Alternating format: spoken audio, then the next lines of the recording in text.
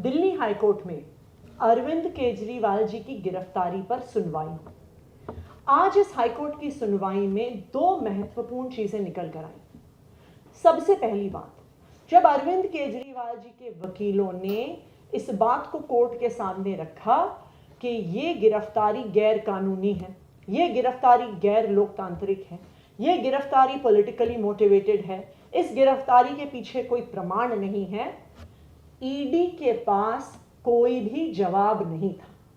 वो ईडी जो पिछले 2 साल से इस केस की जांच कर रही है, वो ईडी जिसने सैकड़ों अफसर इस केस की जांच में लगाए हुए हैं, वो ईडी जो हजारों जगह रेड कर चुकी है, वो ईडी जो बार बार कोर्ट में आके कहती है कि मनीष सिसोदिया को बेल नहीं मिलनी चाहिए, संजय सिंह को बेल नहीं मिलनी चाहिए, विजय नायर को बेल नहीं मिलनी चाहिए, आज उस ईडी के पास अरविंद केजरीवाल जी के वकीलों का और हाई कोर्ट के सवालों का कोई जवाब नहीं था। आज ईडी ने कोर्ट से समय मांगा जवाब देने के लिए। इसका क्या मतलब है?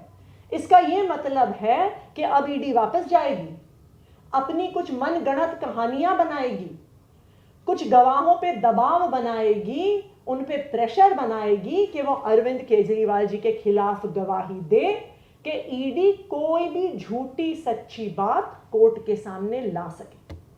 तो आज ये पूरे देश ने देख लिया कि जो ईडी 2 साल से इन्वेस्टिगेशन कर रही थी, उसके पास अरविंद केजरीवाल जी के वकीलों का और दिल्ली हाई कोर्ट के सवालों का कोई जवाब नहीं था, इसीलिए उन्होंने कोर्ट से समय मांगा। आज जो दूसरी महत्वपूर्ण चीज दिल्ली हाई कोर्ट की सुनवाई से निकल कर आई है, और वो दिल्ली हाई कोर्ट के आदेश में बहुत स्पष्ट तौर पर निकल के आई है कि दिल्ली हाई कोर्ट ने भी अरविंद केजरीवाल जी की गिरफ्तारी पर सवाल उठाया है।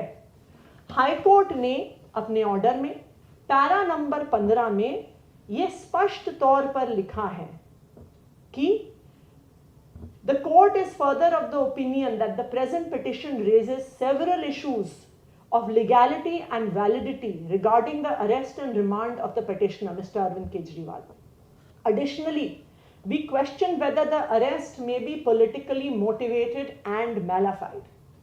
Court आगे बढ़ के ये भी कहता है कि there are serious and critical questions before this court, and this court, being a constitutional court, must apply its mind to the motive behind the arrest, which is patently illegal and has a direct bearing on the democratic process of impending elections in the country.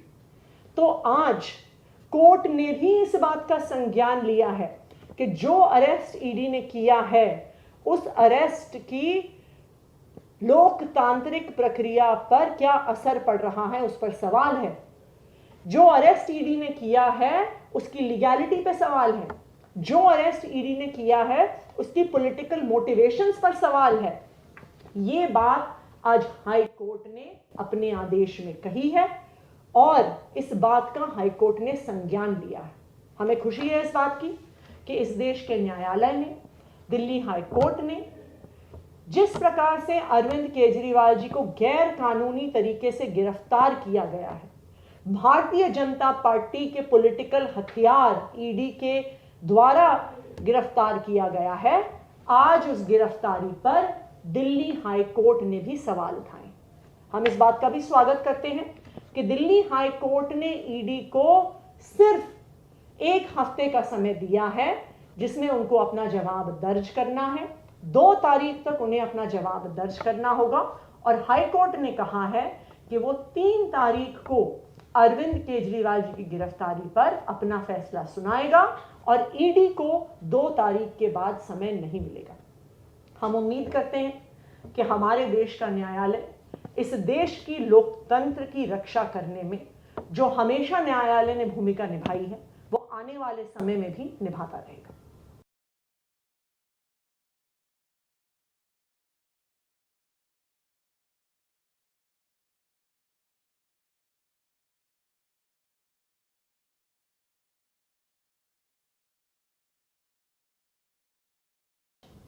Delhi high court में अरविंद केजरीवाल जी की गिरफ्तारी पर सुनवाई।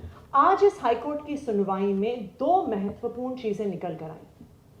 सबसे पहली बात, जब अरविंद केजरीवाल जी के वकीलों ने इस बात को कोर्ट के सामने रखा कि ये गिरफ्तारी गैर कानूनी है, ये गिरफ्तारी गैर लोकतांत्रिक है,